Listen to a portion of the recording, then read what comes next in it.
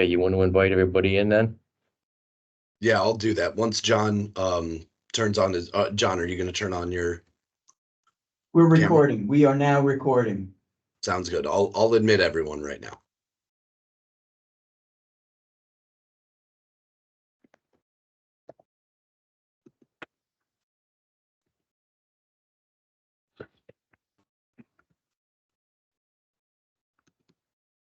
Hello, Chris speaking. Morning, Hey, folks. Guy. I'm good, thanks. How you doing? Good morning, everybody, and welcome. Thanks for joining us again today.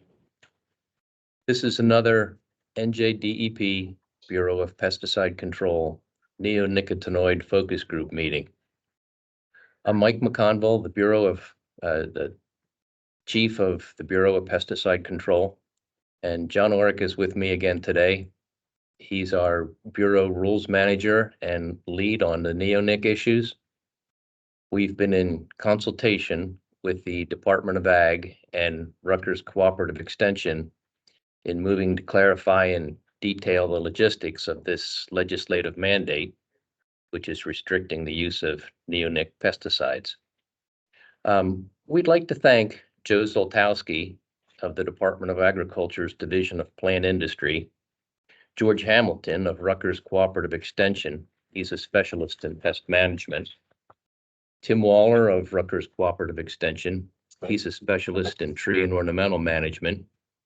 And Albrecht Koppenhofer of Rutgers Cooperative Extension. He's a specialist in turf management. We're most grateful for all of their input and assistance. And now, our subject for today's meeting, the potential emergency neonicotinoid uses for 2024, hosted by Rules Manager John Orrick. Thank you.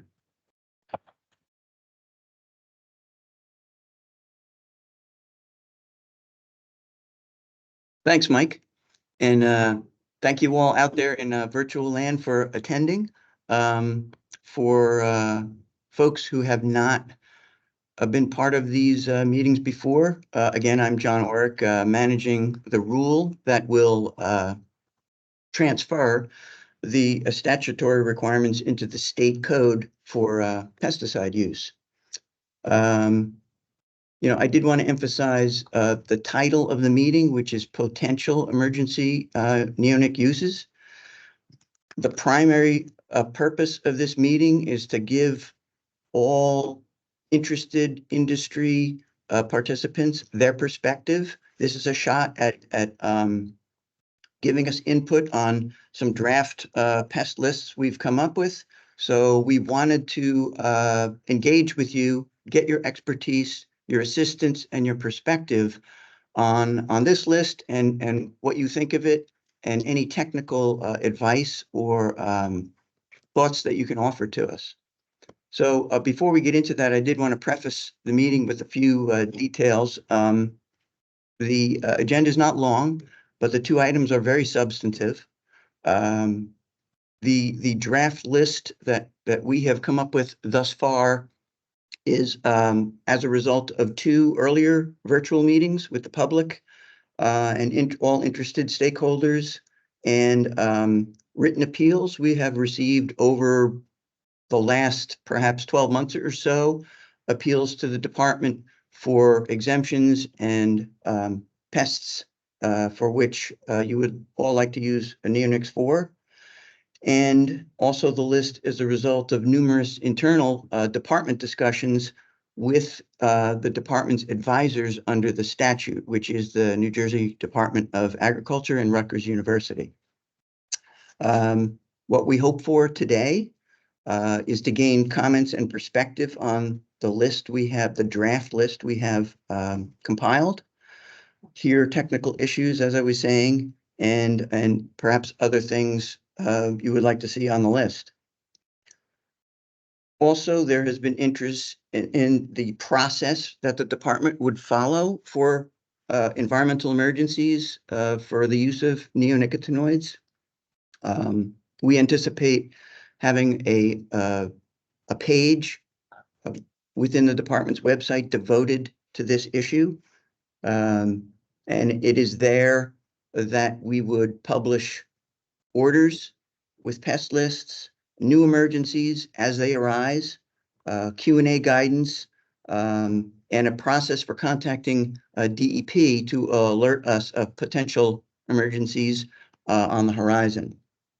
So at the very least, I would think by early March of every year, we would re-up pests on a list if it's a continuing emergency. The statute requires a 12-month limit on an emergency declaration. So that means annually we'd have to evaluate the list we have and either drop pests off or keep them on depending on the circumstances.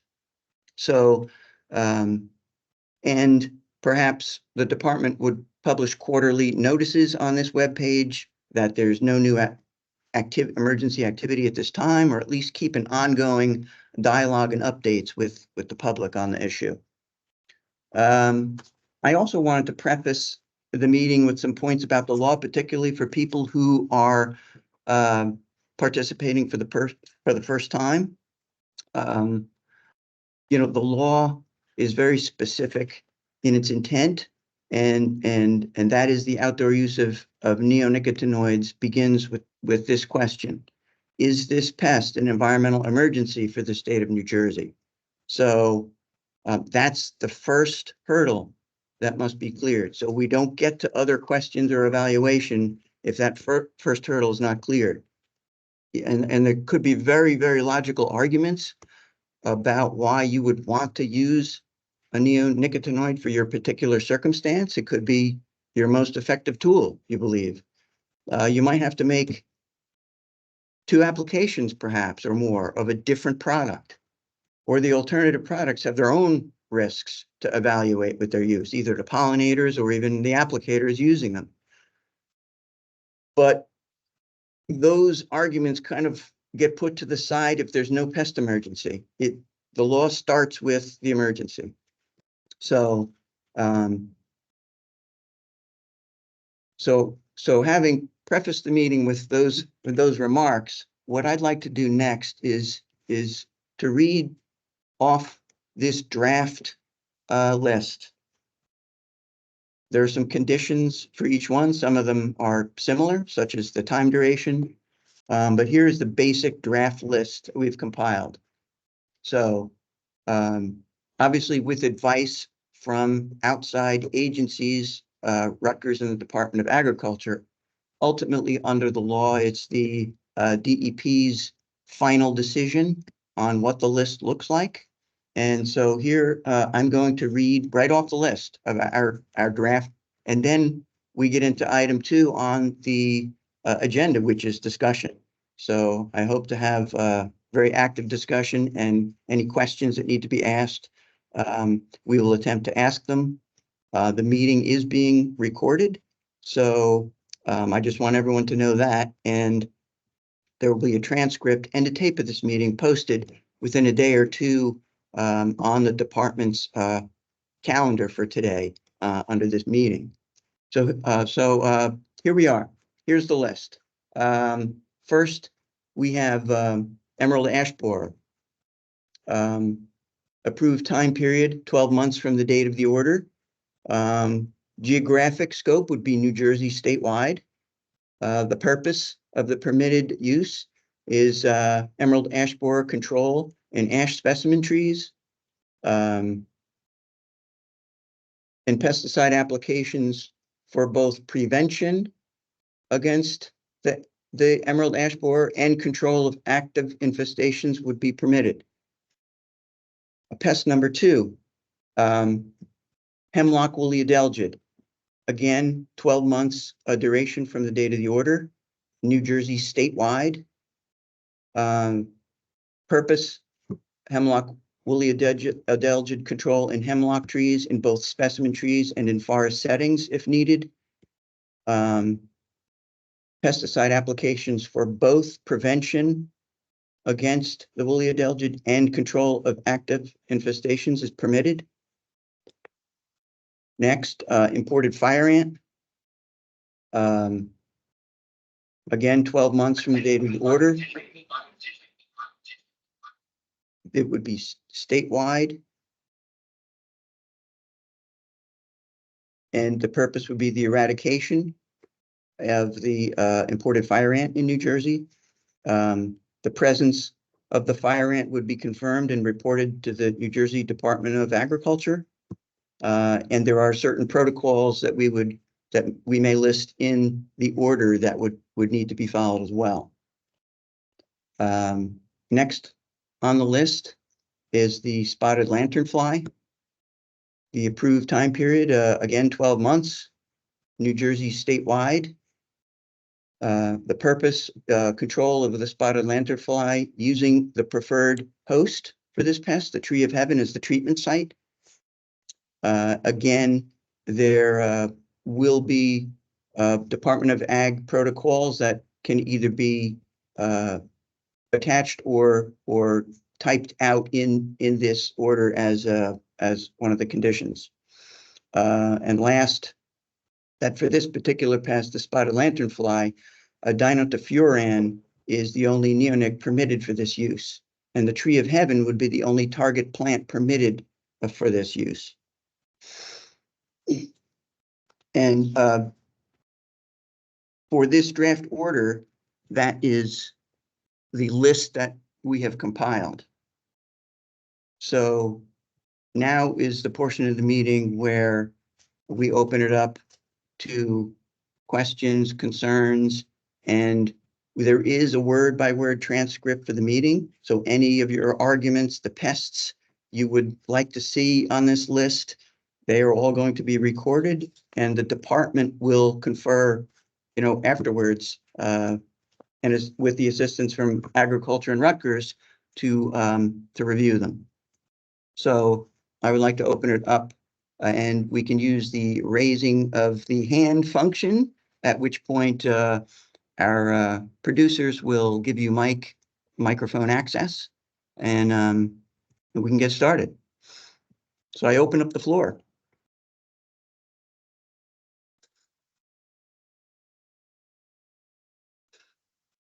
All right. Hi, everybody. I'm Spencer Kirkhoff. I'm working with John and Mike today. I'll be facilitating who gets to ask questions. So Wayne Dubin is up first. Morning, everyone. How are you? Morning. John, how did hemlock elongate scale not make it to the list? Or maybe I should ask George that question. Well, and here's where anyone can jump in with their thoughts. And if we have a question or a pest that we're stumped on and we need to confer and get back to the group that's on this chat, we'll do that. So I mean, George, John, if you want me to make my case a little bit, there are large hemlocks that are very difficult to treat in any other way other than a systemic. There are large hemlocks near bodies of water that respond well to imidacloprid regarding elongate hemlock scale, and it is a tree killer, and it impacts the environment in a very negative way when the tree declines. And this again, Wayne, is a hemlock problem, right? Correct. All right. Well, let me ask you this. One of the conditions that in this draft form is that pesticide applications of a neonic on a hemlock is for woolly adelgid prevention as well as active infestations. So that means that you do not have to have a pest on the hemlock to treat it. So, and you don't, so in other words, a treatment for woolly adelgids is going to protect you from probably many other things. So that could be an answer that resolves that issue. Excellent. I like that answer. Thank you. I think George wants to speak. His mic is off. Hey, Spencer. You have full control. You can disable your own mic, George. Oh, okay. Okay, yeah, I was just saying that you can do that under a 2EE.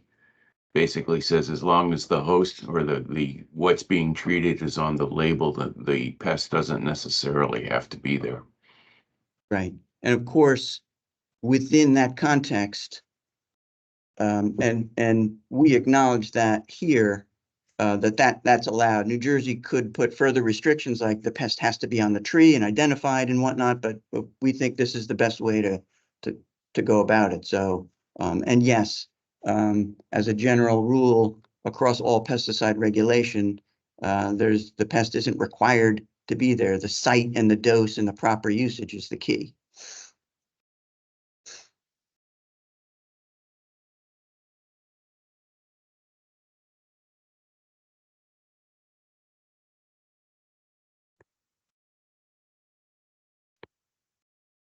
All right, Ben Graziano. Good morning, everyone. John, thank you. Thank you everyone for this. This has been very, very helpful. John, you might have answered it. I thought I heard you mentioning something. I apologize. I was trying to take notes. So I may have missed it. But one question that we had when we were discussing this a little bit was that in the event something is discovered, a pest is discovered, and it's not on the list, the protocol, obviously we reach out to the DEP, but is there a time period in which the department has, and I cannot remember, and I didn't get a chance to review the bill again this morning, or the law, is there a period of time in which the department has to respond, or is this something that has to be do we wait until the next early spring when the new list may come out once it's identified? Yeah, so the statute did not give a time frame for evaluation of potential emergencies, but I think it did come up in perhaps our first broad stakeholder meeting. And so one is for sure annually that we would have to reevaluate the list as the expiration date for this list gets closer. But at any point during the year, next month or 2 months from now, some outbreak or some new pest, or whether it's a domestic pest, a run amok, or a new invasive, we have to jump on it. There isn't, a legal time frame, but I think, and depending on the scope and danger of it, and after consultation with Ag and Rutgers, it's pretty. We have a template now for an order, so I think it could be a pretty quick process. I know that's nebulous, but Will there be a process? Will there be a process for us to notify you? Like, will that all be determined in the rulemaking? Yes, and some of it might not be rule text. Some of it might be on this web page, which is more like guidance and policy. Here's the DEP contact, for the primary first contact for DEP related to this, and where we post all our information. Some in the rule and some on the guidance web page we have. Thank you. All right, next up, Gail Woolcott.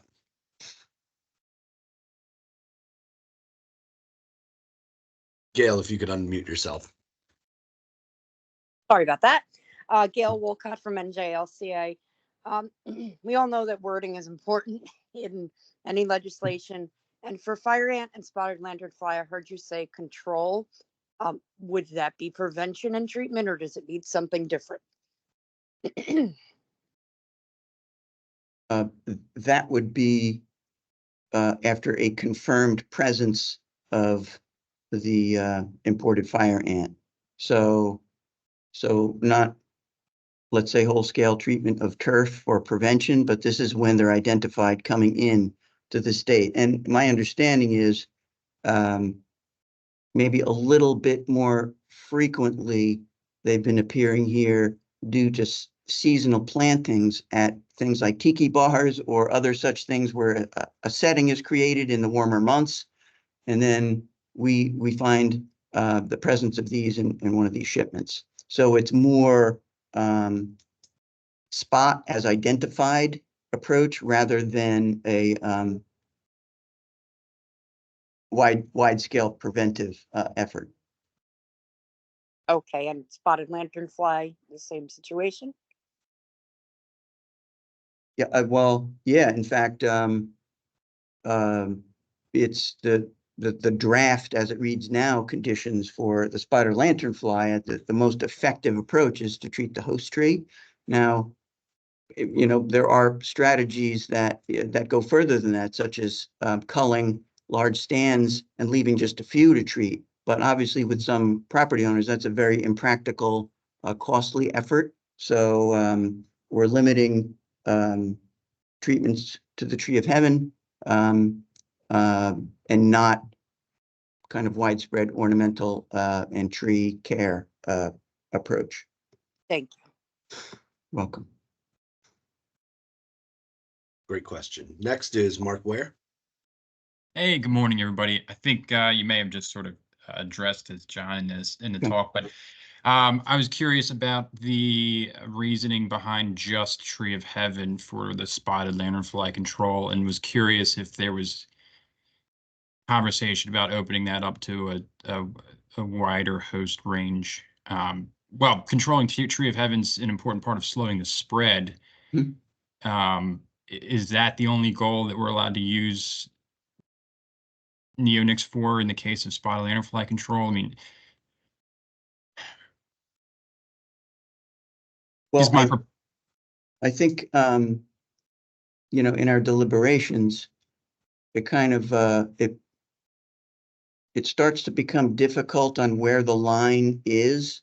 Then if it goes past Tree of Heaven, I think I mentioned in perhaps even the first broad stakeholder meeting that, you know, the spotted lanternfly eventually may blend into the New Jersey landscape as another unfortunate, ubiquitous pest from somewhere else.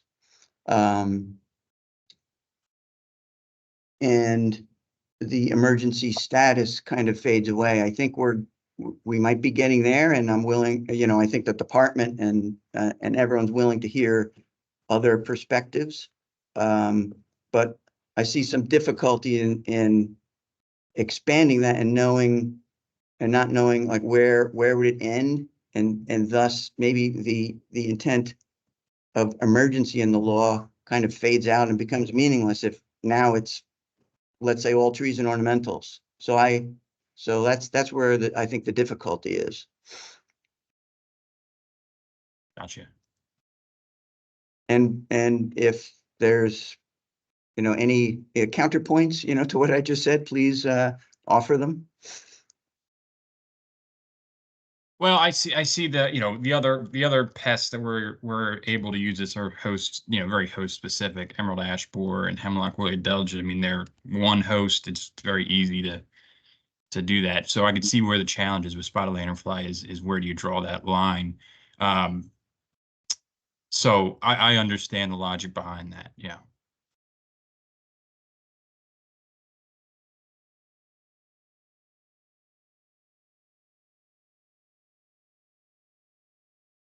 All right, Wayne Dubin.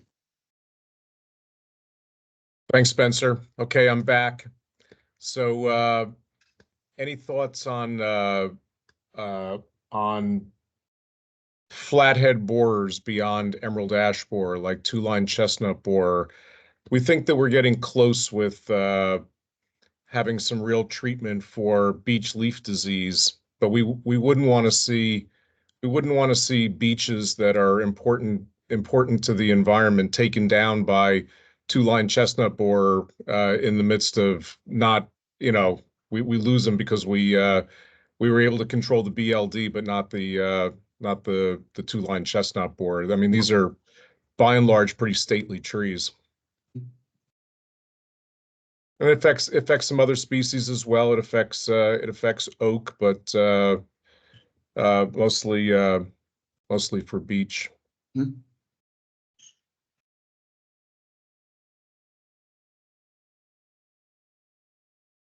Okay. Comments recorded. You know, we'll have to, if anyone, you know, wants to jump in, you know, and tack something on to Wayne's comments, please do. Otherwise, you know, we will look at that issue. before finalizing anything. All right. If not, we'll move on to Timothy Waller. Good morning, everyone. So I do have a question, but it kind of segues into a couple things that we've been talking about.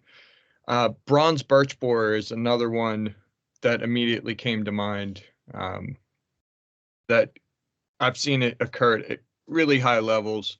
Whether or not that becomes emergency status or not, that's also a flat-headed borer.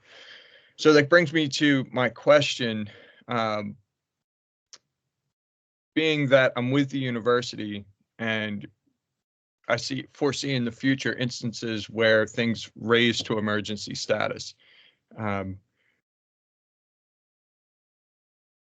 Maybe this is something just to chew on or something that we move forward with, but how the university can help with occurrence data in compiling that information so that when the case is presented, it's not hearsay of a particular event in a particular location, it's in mass. So it's more, I guess, question, kind of a statement there, but it's something that I think would be a good cooperation between the different entities.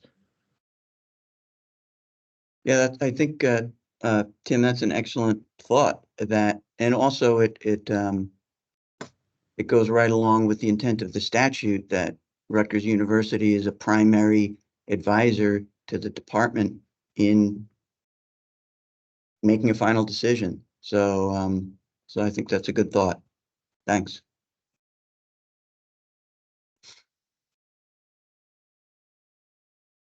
All right. And Ben, I saw you raised your hand. Did you want to speak on the previous topic? Yeah, I just want a quick question. I mean, yeah, so this list is clearly not necessarily quote unquote, lack of a better term, finalized. So, I mean, is there, are you still looking for additional information that we could provide you? I mean, or you sort of feel like you have what you need to go on, but I know that Wayne had just mentioned, something, are you looking for any corresponding documentation that you wanted us to provide? So it was more just a follow up to your thought, that's all. Well, if there's and being the primary purpose of this meeting is to get expertise and thoughts from you, if there's any written documentation that you would like to submit, either on these last two pests that were mentioned, the two-line chestnut borer and the bronze birch borer,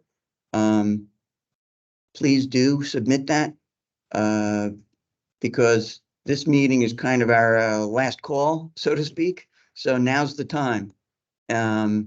We know the season's upon us, so we would like to get this order finalized quickly.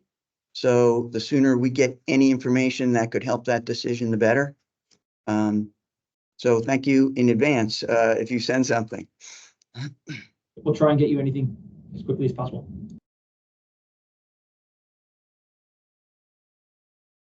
Okay, L. Jensen. You could unmute your microphone. Good morning, everybody. Just a quick question on the website. It looks like you're going to have a comprehensive page that'll direct us through the process. When do you anticipate that to be ready for review? I would think that this page will be ready to post when we are ready with this order. So we are getting, excuse me, this order together as quickly as possible.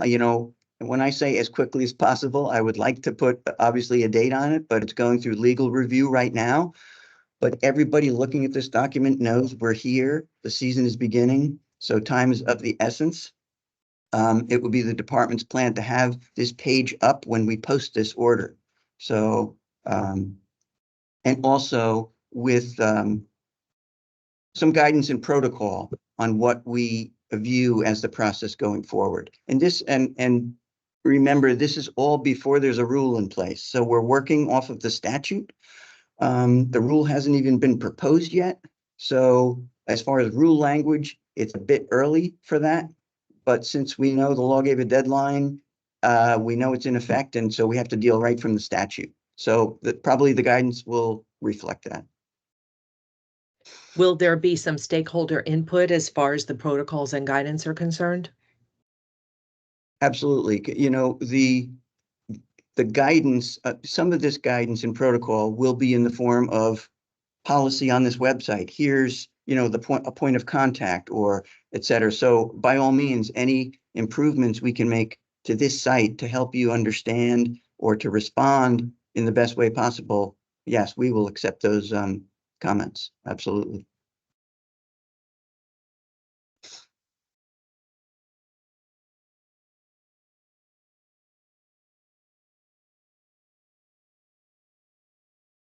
And, you know, in the meantime, you know, before, if any thoughts, problems, you know, I always tell people I'm the point of contact for the rulemaking, but also any technical questions or what have you, feel free to email me. I'm the one who sent out the invitation, so feel free to email me anytime.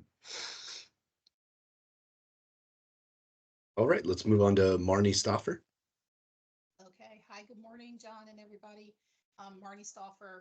Hi, Marnie. We're having trouble hearing you. Can you? There we go. Hopefully that's better. A little bit, not very much. Give it a second. Any better? There it is. All right, good. Good morning, Thank Marnie you. Stoffer, work for Corteva, also president of New Jersey Green Industry Council. Thank you, John, for hosting this today. I think this is an important conversation. Quick question, kind of piggybacking a little bit off of Lori's last question. It's around communication to distributors and manufacturers who produce these products. Just wanted to find out what's the game plan and communication method to communicate so that way the people who need to stock in the state of New Jersey and also manage, you know, having inventory and actually be able to get the approval to sell these products. Will it be all done through the website and frequent updates, or is there another way that that group of folks can be in on this so they can start to prepare? Yes.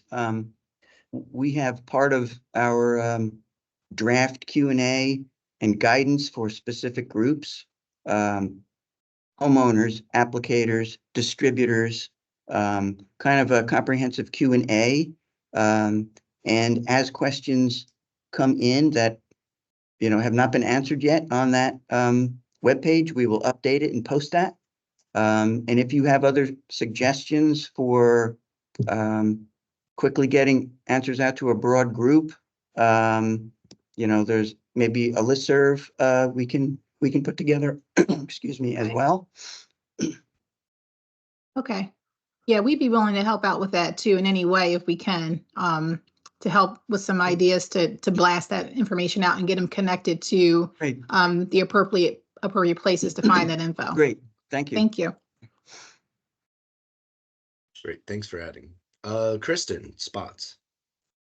Hi, my name's Kristen Spots, and I just wanted to and I'm from RISE, the Responsible Industry for a Sound Environment. And I just wanted to dovetail on what Marnie from Corteva and the Green Industry Council said. If we can get out consistent information to stakeholders, that would be much appreciated. And John, this webinar and the briefings you've held have been very informative and helpful, and not every state does this, so I really appreciate that. But we have at RISE listservs that go out to the manufacturers, distributors. I have a weekly regulatory newsletter along with my counterparts at Crop Life America. So if there is like a summary that I can put in a newsletter, it's better than different associations developing their own content and then there's slightly different messaging. So John, maybe I can connect with you if you have just a general summary that I can put or that the associations can put in their newsletter. That's likely the best Great.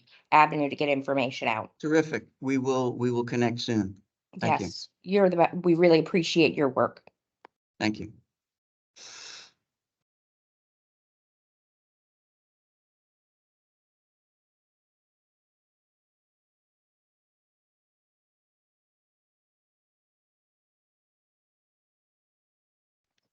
All right, Dennis Hart, that's a hand.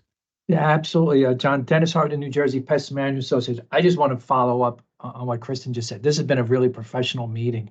And we really enjoy like the way you run it and the way the whole team there, Mike and Spencer and everybody's working. So I just Oh, wanted to thank say you, thank you. Thank you, Dennis. I remember you from the old days too. Don't say the word old too much.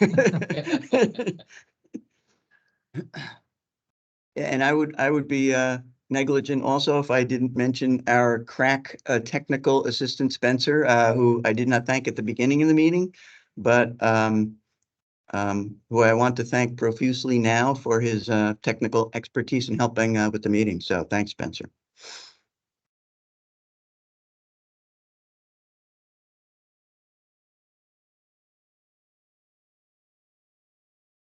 Well, it looks like we're winding down. So obviously there's people I'll be reaching out to on communications. We'll be looking for maybe some technical guidance and expertise and perspective from you folks in the particularly with the two-line chestnut borer and bronze birch borer. And we'll continue the legal review and finalization of the order that will kind of set the table for the season. So if there are no other hands, and we can wait 30 seconds just in case. And if there's no further questions, we'll adjourn for the day.